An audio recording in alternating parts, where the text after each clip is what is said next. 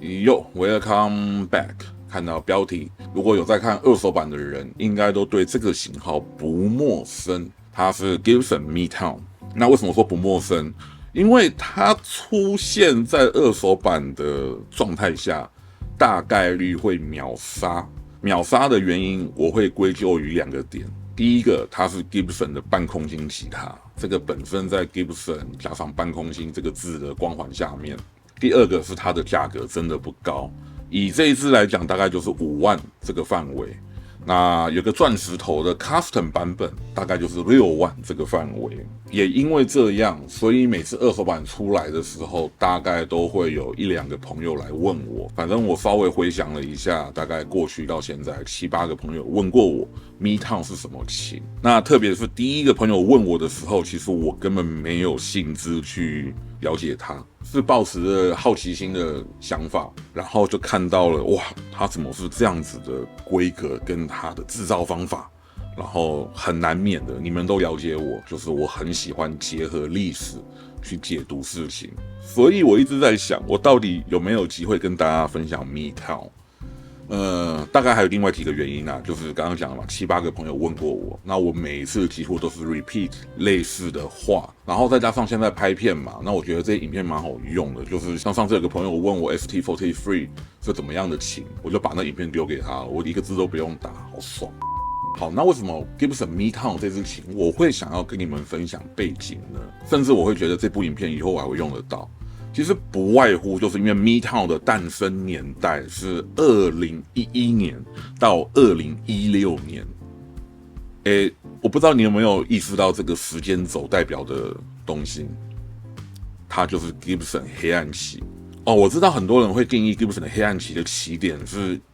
08年，或者是11年。或者是12年，其实我觉得都可以这样讲，但我不知道有没有人知道我想要讲哪一趴，就是为什么有黑暗期这个起点。08年雷曼兄弟爆雷这个事件，我不知道有多少观众经历过那个时候的媒体氛围。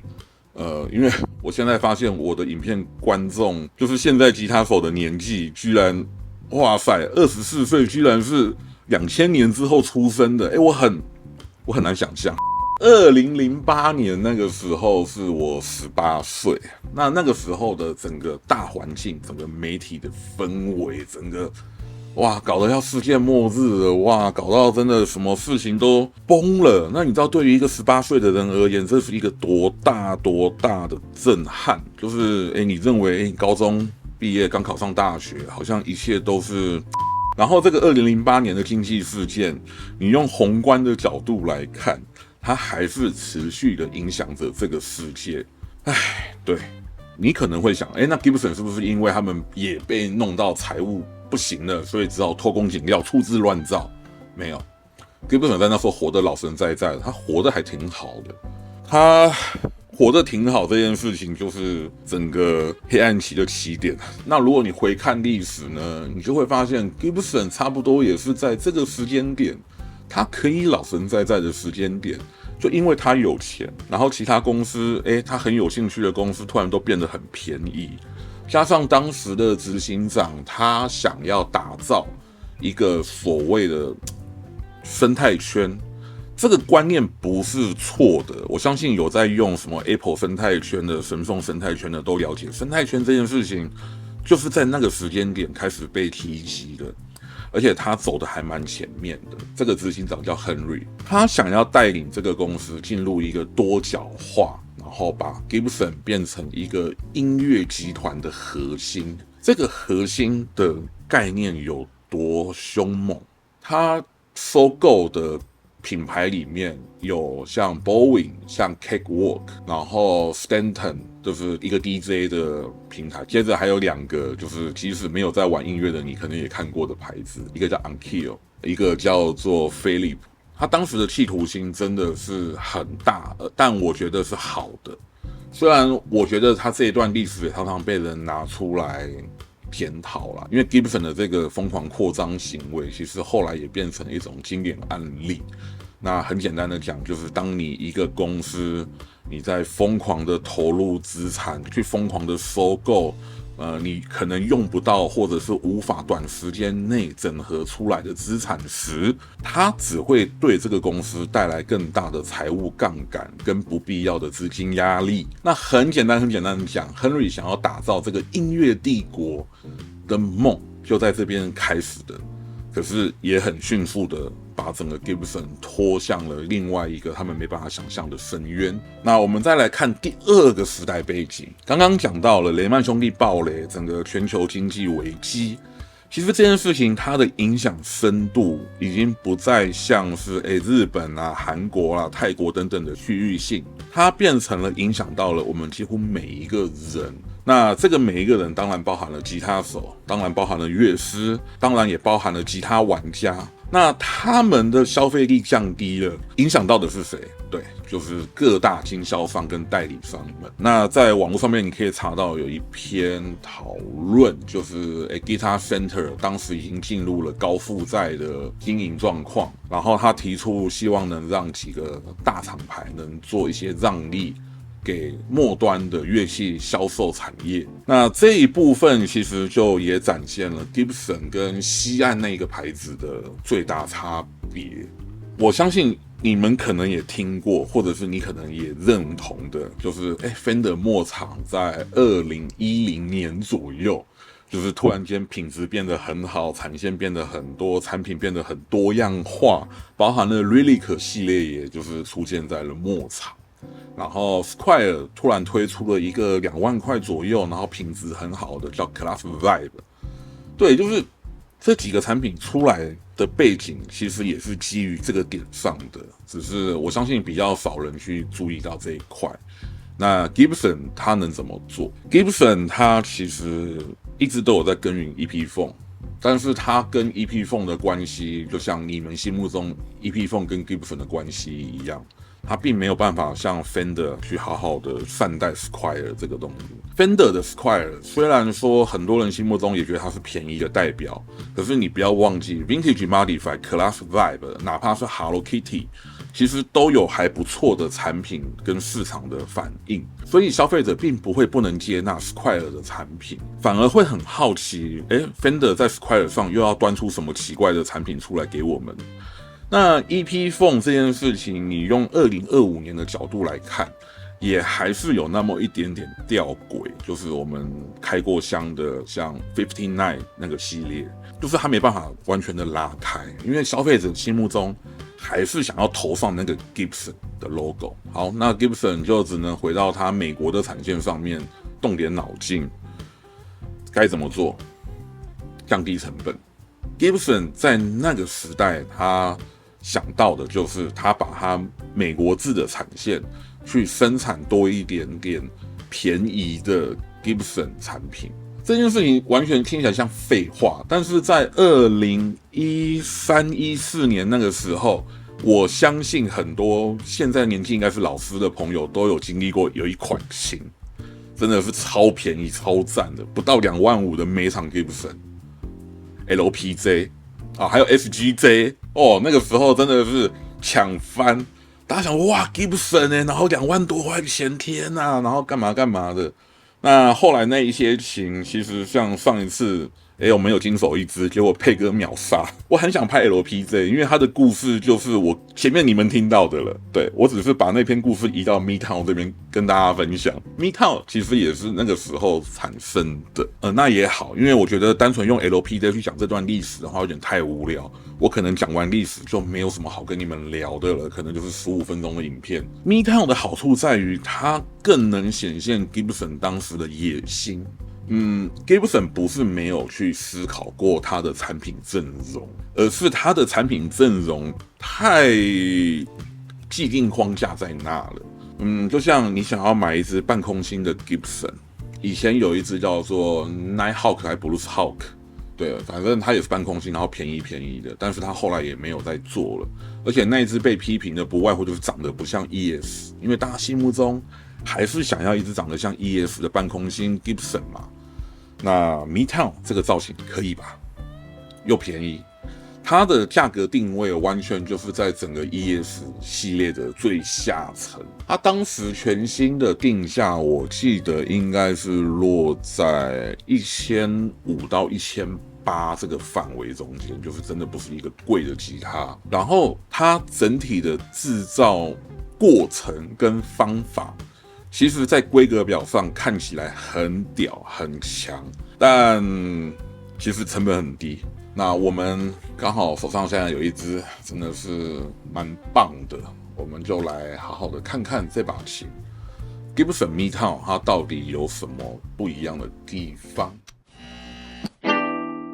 首先我们可以注意到 Midtown 是全平面的设计，但它又是一个半空心结构。然后像 Gibson 该有的规格它大概都会有，像这个 24.75 的 neck 跟它的 C neck 结构，其实它该有的都有。整支琴看起来你不会觉得它是一支为了要降低成本而诞生的产品。然后 pickup 的部分呢 ，Custom 版本配的是 Burt Barker， 然后像这支 Standard 它配的是59 Classic， 其实都是 Gibson 的产品线上的一时之选，真的不会认为这支琴是一支是为了抢救市场而诞生的，甚至你会觉得5万块买到这一支好划算，对，真的。然后接着我们看到背后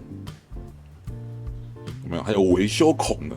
这个维修孔对于多少技师而言是一个救赎，你知道吗？就是比起穿 F 孔，背后开个孔多棒啊！然后接着仔细来看看，有没有看到这个？这个是一个还不错的结构呢，有没有？它这边桃花心木还上色，然后上面又有一层，这看起来就好像真的是刻意而为之的。然后底部你也可以看到枫木 top， 然后一样有那个 CNC 刀具跑过的痕迹，整体就会让人觉得哇，整支琴其实是一个很棒的335替代方案。那其实呢，这支琴在我这边待了2个月有。中间几位朋友都摸过，然后他们都很爱不释手，特别是其中有一位是在我们频道有现身过的 Alex 上校，然后他就对这支琴非常的满意，因为他很想要找一支半空心吉他，可是他觉得大部分的半空心335或者是我这边有330等等的，他玩起来都觉得那种顿顿的空气感不是他想要的，他想要的是一种更经典然后更快的一种声音。然后那天在聊天的时候突然想到对，我刚好有这一支，然后一试他就决定了，好，我要买一支 Custom 版本。对，因为他是 Custom 款的狂人，我们祝福他能赶快收到。所以其实这支琴不会让人弹起来或者是摸起来感觉它是一个很廉价的产品，而且也确实你如果看规格表的话，你会觉得这支琴的规格比335还高，因为它是 Solid Maple Top 跟 Solid Mahogany Body。这个 Solid 的这件事情在木吉他领域叫做单板。没错，我们的 Gibson ES 家族呢，其实都是合板。这件事情不用觉得很奇怪，它真的是合板。然后其实合板是有分成本高低的啦。那像真正那种超级手工的半空心吉他，像 Collins 他们的所谓的单板，是真的就是一块枫木 top， 然后去雕出，用 CNC 跑也好，用手去雕出那个薄薄一片木板。那在 Midtown 身上呢，他选择的是一块薄薄的枫木板，因为它没有任何的 curve， 所以它不需要去烦恼什么我要挖出一个凹槽什么东西的，它只需要背后这一块桃花心木，它雕好它半空心要的地方，然后 Maple Top 贴上去，搞定。整体的制造成本大概就是 Les Paul 那一路的，甚至可能还更低，因为 Les Paul 除了雕完桃花心木 body 之外，它盖了 top 之后还要去雕那个 curve， 那这支什么都不用。整体来讲，它的制造效率就会更高，而且会更吸引人，毕竟是 solid 单板的 Gibson 半空心吉他，这就是这一支的结构。好啦，那因为这一支琴其实整体来讲，它的电路都被改爆了啦，就是改了很多东西，我真的也没有什么好跟你们多分享的。我们现在手上这一支是2015年的。然后可以看到，其实它整体雕的还算 OK， 就是没有什么起毛的地方，整体的感觉也还不错。然后琴头的部分呢，就这边写了一个 Midtown， 然后 Standard 用的是 Gover 的 Tuner， 然后序号这边呢有没有看到它是没有 nib 的 binding 设计，所以他连这一部分呢，他也选择的是少了一道工序，对，少了一道把那本挖出来那个工序。对，然后整体来讲，整只琴做的干干净净、漂漂亮亮的，其实没有什么太大的问题。好，那我们要做什么呢？因为这只琴其实真的没什么好拆的呢，我们就把拾音器拆下给大家看看好了，好不好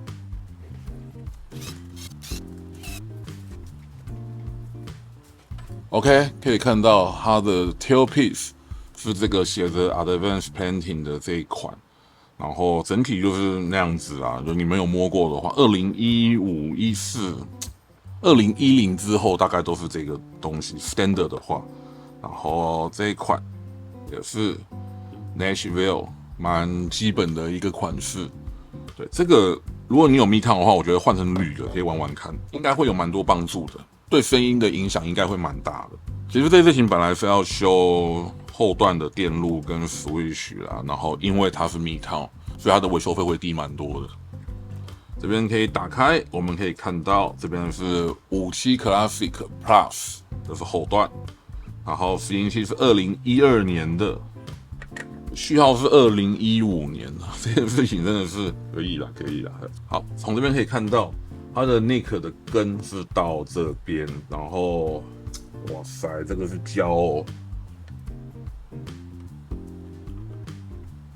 哦，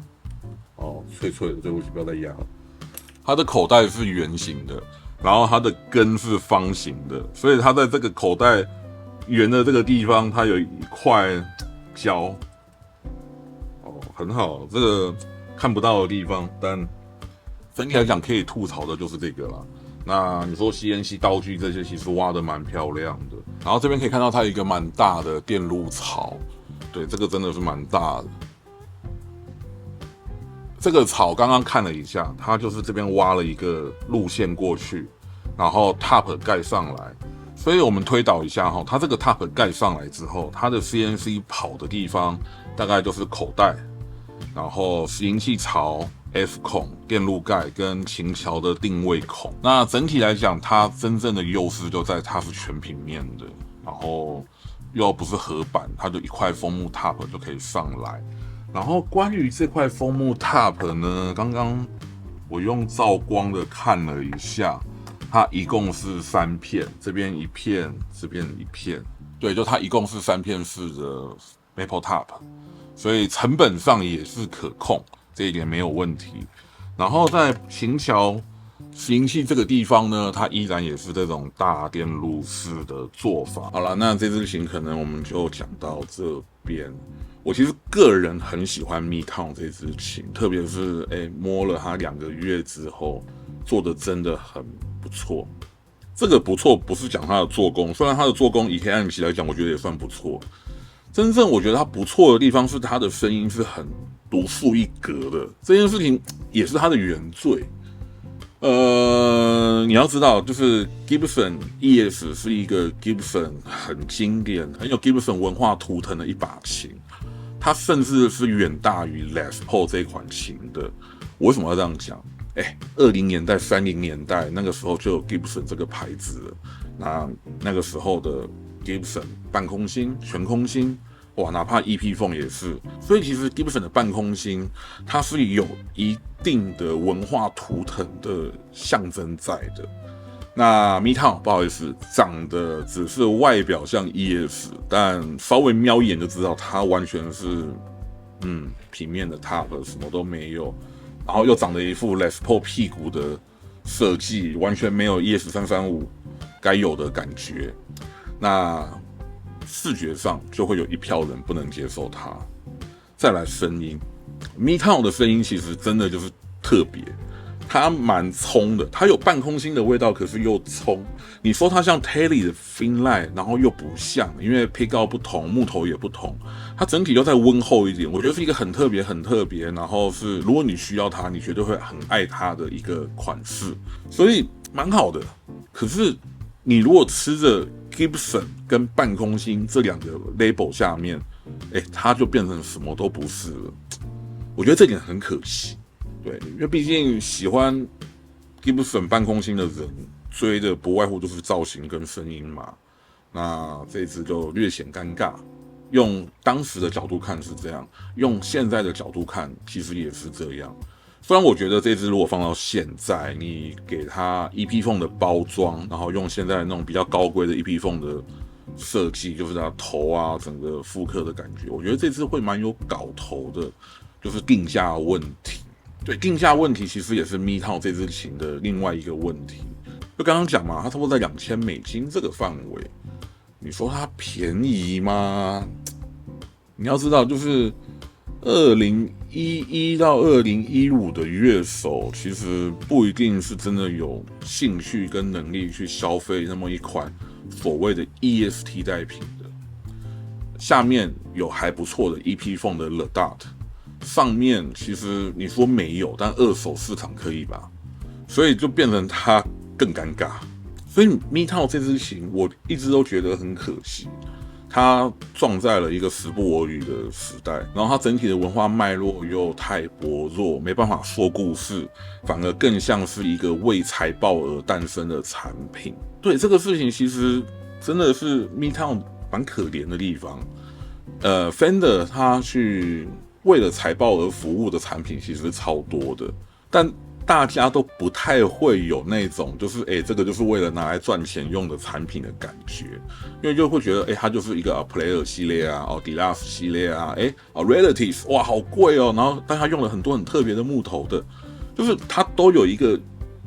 调性跟语言在那边。可是 Midtown 不是，它本体的调性，你说它是335，你说它是 ES， 不太对吧？然后你说，它真的不错，可是为什么我看到了满满那种替代品的味道的感觉？你看这种长得像 Les Paul 的背后，到底在想什么？你看，哇，这个全平面的 Top， 这真的不是为了节省成本吗？对，我觉得这就是 Midtown 很可怜的地方。那讲的不好听一点的，其实 Gibson 在那个时代，他真的创造出了很多像 Midtown 这样子的产品。那讲回一开始我们提到的，大哥，你都在疯狂的开杠杆了，然后你还在你的产品里面开杠杆，对，你就想着的是我要创造一个产品，实验看看能不能赚到钱。对，这是 Gibson 后来留给人最大的一个问号，就是你怎么会用这种方法去花钱呢？就是你想要赚钱，所以你实验看看这东西会不会赚钱。像 Firebird X， 其实这支琴以后有遇到很难吧，但是如果遇到的话，我会想要跟大家分享。对，他 Gibson 在那个时代创造了很多这样子的乐器。那我一直都会强调啦，每一个乐器都不会是问题，问题在他的时代背景跟创造他的人，他的心态。这个可以用在个人自行师，这个也可以用在大公司身上。哪怕说像 Midtown 像 Firebird X， 其实它都有值得被人喜欢的地方，可是它的那个诞生背景，它就是不被人所爱，所以这没办法，间接的导致它的销售惨淡，然后退场。对啊，那这就是 Gibson 在所谓的黑暗期的其中一个故事，这就是 Gibson Midtown。好啦，那这部影片就到这边，感谢你们的收看。如果看了还喜欢，请帮我分享给你们朋友。那当然点赞跟留言或超级感谢，我都会非常的感谢你们，让我有动力继续做这些影片下去。好，那这部影片是关于2015年 Gibson Midtown Standard 的简单讲解历史脉络跟简单看看。好，那我们就下部影片再见 ，See you next time， 拜拜。